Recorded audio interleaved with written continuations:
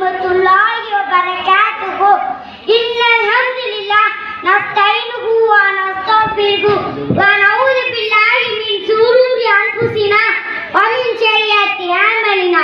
Faman yahdihillahu fala mudilla lahu wa ashhadu an la ilaha illallah ashhadu anna muhammadan abduhu wa rasuluhu. Amma ba'd. அன்புள்ள கொண்ட பெரியவர்களே, தாய்மார்களே மற்றும் சிறார்களே, எனக்கு கொடுக்கப்பட்டுள்ள தலைப்பு மார்க்க கல்வியின் முக்கியத்துவம்.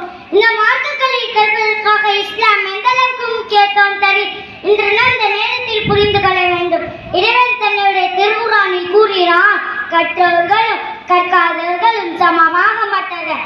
59 அத்தியாயம் 20வது வசனம் அல்லாஹ் கூறினார்.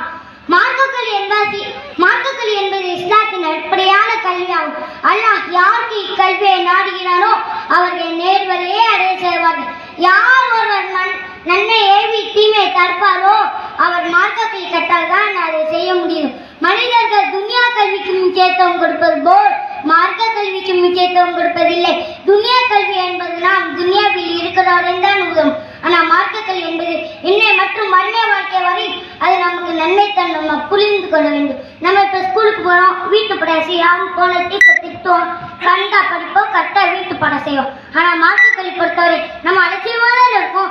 நாளைக்கு நம்ம மௌத்துக்கு பிறகு நம்ம படைத்த ரப்பியோ நம்ம கேள்வி கேட்பாங்க, பயம் இருக்கணும். மார்க்க கல்வி கற்றாதான் கபரோடைய வாழ்க்கை நிம்மதியாக இருக்கும். ஒரு மனிதனை கபரோடைய வாழ்க்கை வெற்றி பெற்று இன்ஷா அல்லாஹ் நாளை மறுமையில் வெற்றி பெற்று சொர்க்கத்திற்கு சொல்லக்கூடிய மனிதனாக இருப்பான்.